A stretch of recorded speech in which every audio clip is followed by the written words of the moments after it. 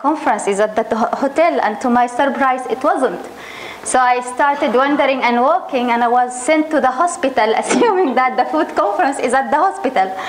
So apologies, but I think the good side of things that you started with two excellent presentations, because I have to admit that mine is gonna be short. I'm gonna talk about the food and banquet practices in Arabic traditions.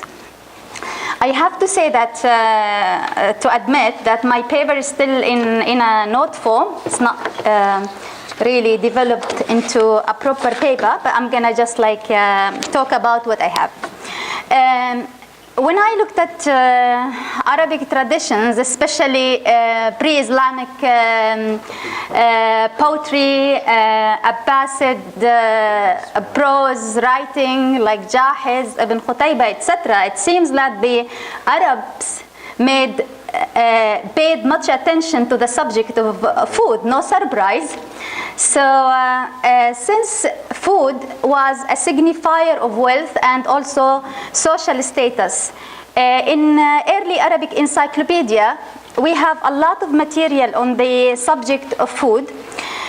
Authors and poets spoke about the benefit and the harm that food might cause, and there is also much discussion about food, its type, meal, mannerism, rituals, etc. In pre-Islamic poetry, there is descriptions of rituals and ceremonies that accompanied the subject of table food and rituals, cooking, hunting, etc.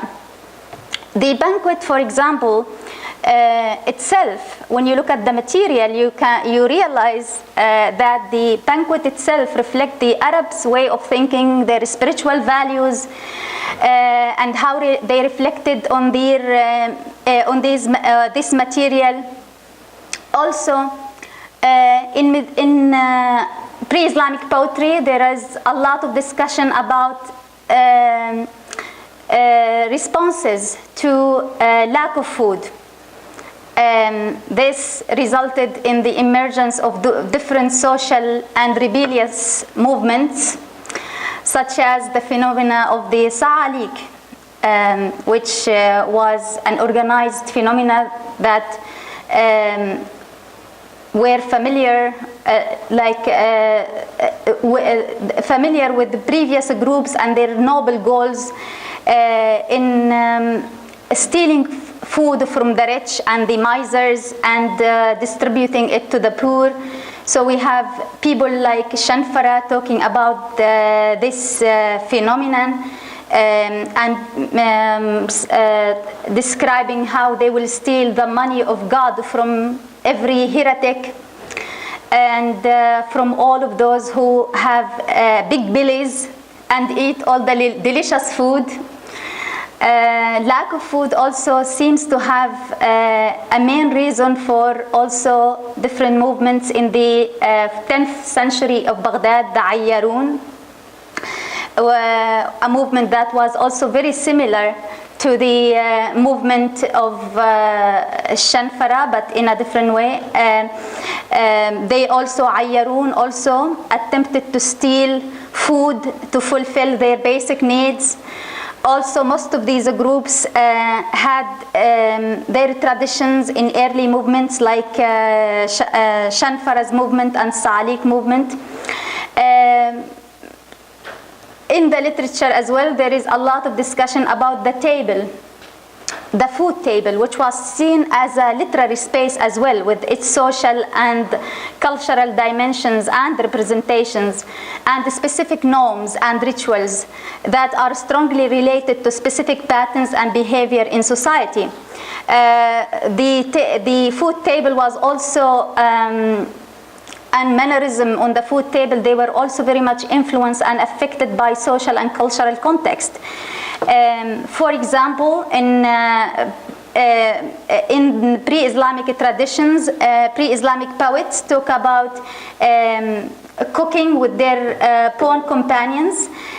We have strict rituals associated with it, and the gathering around the food table was seen as an activity of social interaction to develop certain types of bonds between different individuals, and also the way of cooking the food itself and of organizing the banquet became also a cultural and poetic motif that also expressed the poet's generosity and his celebration of life and hunting with his friends, and also reflected the social status of the poet. So we see, like, for example, poets like Umru al-Qais, when he finds oasis and he describes how they started cooking, etc., and how the meat itself was cooked and was tender.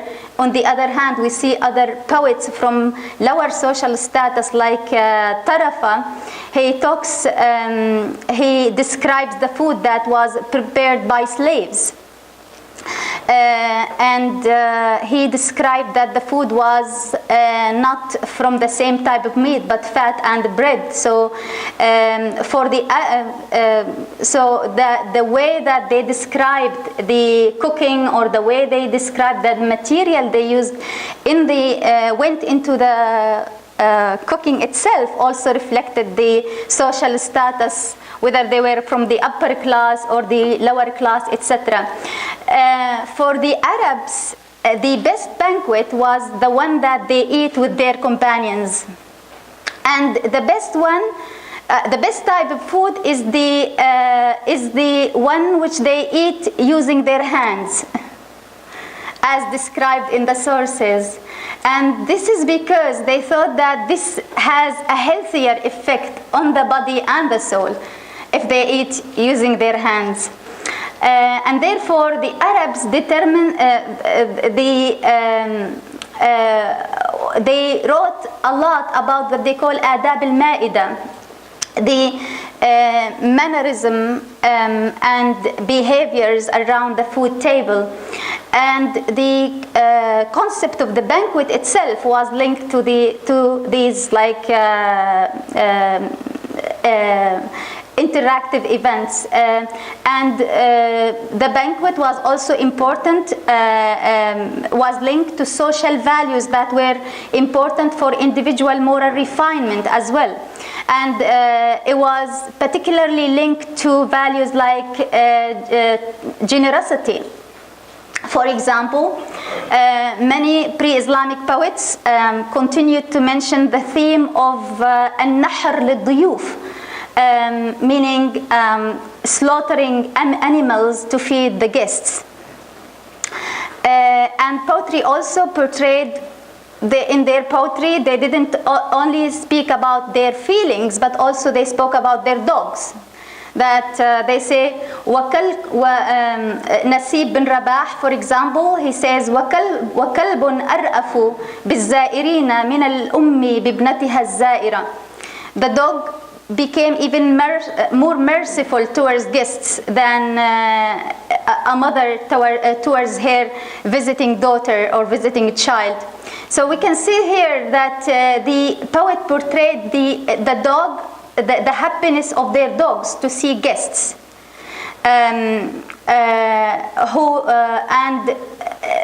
here we see that the function of, or the use of a dog changed from a function of like someone who guard the house to someone who allows strangers to come in as a sign of welcoming.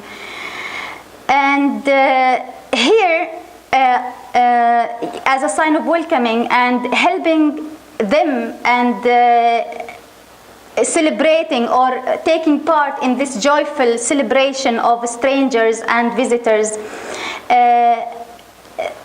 Here we can see also that the banquet itself becomes a transformative event that expands the warm welcoming and interaction between the poet, his dog, and the strangers. And also in pre-Islamic poetry, they also refer to the value or the importance of cooking for the guest and being quick in slaughtering animal and offering food very quickly to the to the guest. And this was a repetitive theme in the literature. For example, from pre-Islamic to even the Umayyad period, we see someone like Al-Akhtal.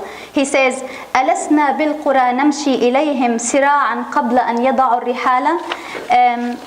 Don't we walk very quickly to offer them even before they land in our place?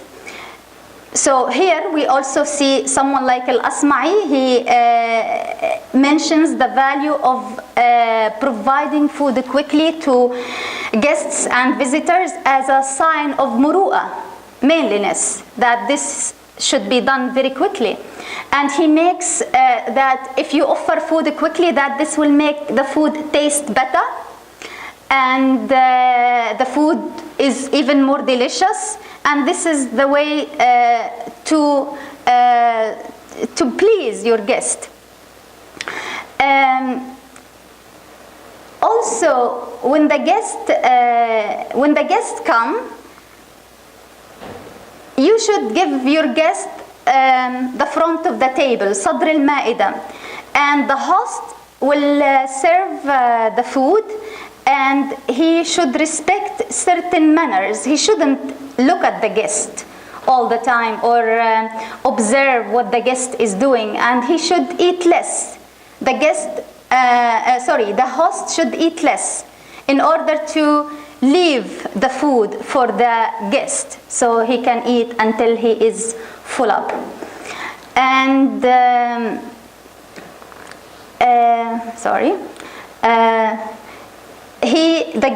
host also should avoid making certain observation every time, watching each and every movement of the guest, or making certain comments, because observing the guest while eating is a blameworthy act. We have Hatim al-Ta'i, the well-known Arab for his hospitality. He said, وَلَا الْمَوْتُ خَيْرٌ مِنْ زِيَارَةِ بَاخِلٍ يُلَاحِظُ أَطْرَافَ الطَّعَامِ عَلَى عَمْدٍ. Death is better than visiting a miser who deliberately keeps looking at you and watching how you eat. So also Zuhair bin Abi Sulma, the wise poet, he also thinks that sitting at the food table with the guest, he has a different view. Zuhair bin Abi, he actually thinks that it's impolite not to sit with your guest and not to eat with your guest. He said, in fact, sitting at the food table with the guest and exchanging with him nice talk is important to remove any feelings of shyness or lack of comfort the guest might have. So it's important that you talk nicely to your guest and try to make him feel good and feel welcome so he can eat more. And then Zuhair says, وَزَادٍ وُضِعَتِ الْكَفُّ فِيهَا تَأَنُّسًا وَمَا فِيَ لَوْلَا أُنْسَةُ الضَّيْفِ مِنْ أُكْلِ. My poor translation so far, I have started eating to comfort and increase the appetite of my guest. And had it not been for that reason, I would not have had a desire for food now. The pre-Islamic also proverb summarizes, certain pre-Islamic proverbs also summarize this wisdom. Like for example, محادثة الأخوان تزيد من لذة الطعام. Exchanging nice talk with the brethren will increase the appetite for food and makes it tastier And they also said من تمام الضيافة الطلاق عند أول وهلة وإطالة الحديث عند المؤاكلة وإطالة الحديث عند المؤاكلة. They say among the key things to a perfect hospitality are the cheerfulness when you receive your guest, and extending the talk with the guest at the food table. However, the guest has also to be mindful of some rules at the food table. He or she should not be the first to start eating. Shanfara says, إذا مدت الأيادي الشنفرة says إذا مدت الأيادي إلى الزاد لم أكن بأعجلهم إذ أجشع القوم أعجلوا. Meaning, when the food is served and people are about to start eating, I make sure that I'm not the first one to start eating, because the one who is who is quick to start eating food is the most greedy among us. Thus, the student of classical Arabic literature could arrive at the conclusion that there are implicit and explicit rules related to al-Ma'idah or food table, the banquet, and to table talk. A person should never be quick to start eating. A person should never be greedy or a party crasher, since these actions are accepted or commonly agreed to be blameworthy. A person should act honorably at the food table, otherwise his or her actions might be subject to criticism. The same attitude was also found with other nations, such as ancient Persian kings, who used to punish those who greedily indulged themselves in eating. The kings used to exclude from their entourage everyone who would show greed for food, and then they will denigrate him or her from the status of a companion. أخرجوه من طبقة الجد إلى الهزل ومن باب التعظيم إلى الاحتقار.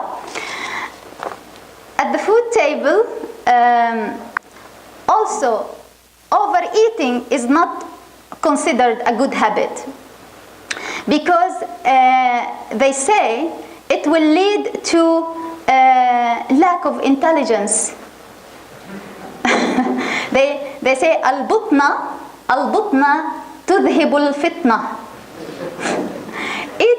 Too much eating makes someone less intelligent, hard-hearted, and it is the cause of many diseases.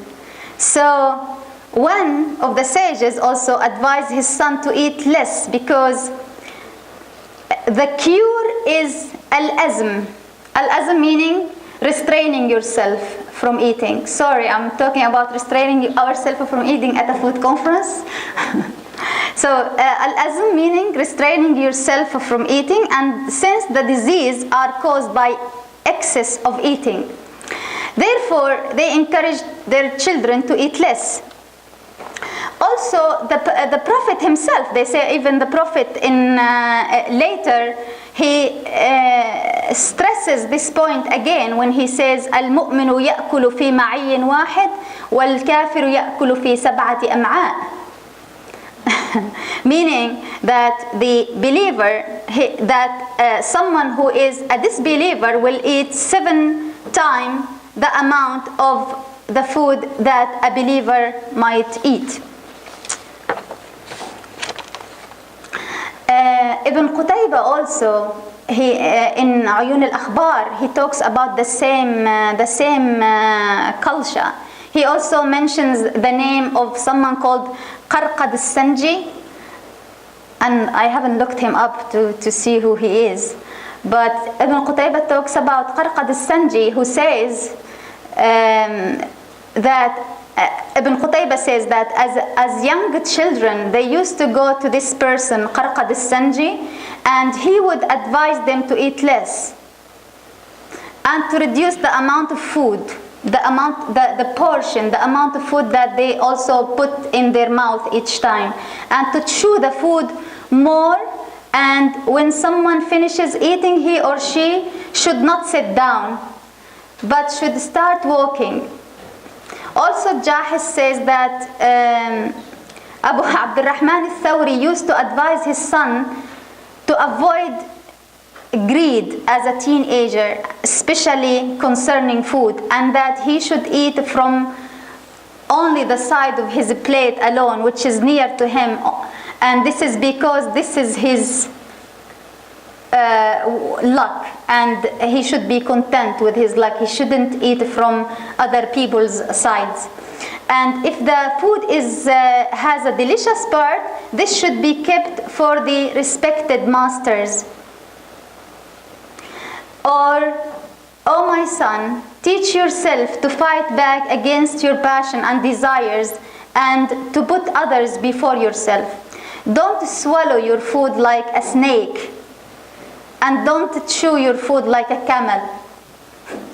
So don't make yourself look like an animal, behemoth, and you should be mindful of eating too much. And also, this was like about the table talk and mannerism. I'm gonna talk about a completely different like sort of context now in the Abbasid period as well. We also see in the Abbasid period that food also was part of the intellectual discussion, in the sense that educated-minded also glorified the warm gatherings and discussed topics of popular intellectual interests over fine food and a cup. Here we hear about Abu Nawas and his groups. In this session that they celebrated wine, we can see the role of various elements, including wine, people, poets, music, and time, space, etc. Also, a different set of gatherings we can see in the 4th century in Baghdad, which Tawhidi also describes a lot in his Al-Imta' wal-Mu'anasa and Al-Muqabasat, when he talks about the intellectual gatherings that used to take place in Baghdad between different Buyid circles, different viziers, when also different viziers visit the capital. He talks about the visit of Abu al-Fatah, the Buyid Vizier, who was the son of Ibn al-Amid, another Buyid Vizier of Rai. And he talks about his visit in 364, 979. He describes this visit and the scholarly receptions that he held there. And he talks about that one day Abu al-Fatah organized a scholarly gathering for the jurists, another day for the literateurs and the people of literature, another day for theologians, one for philosophers, and all these receptions were they had interesting discussions, and he talks about the different meals and the majalis of food that and the food that was served, and how people were celebrating both, debating different ideas and themes, ethical themes, and also enjoying foods. So this is really it, and these gathering, like especially in the 4th century, they remind us also of other tradition, which is something I'm sure many of you are familiar with, the Christian and the Jewish traditions of the Late Supper and the Passover Seder, which also stress the elements of eating, drinking, and talking about it. Again, also Christian and Jews table talk emerged from the tradition of Hellenistic symposium of literature, and I think this was also adopted by Muslim scholars of Baghdad. Thank you very much.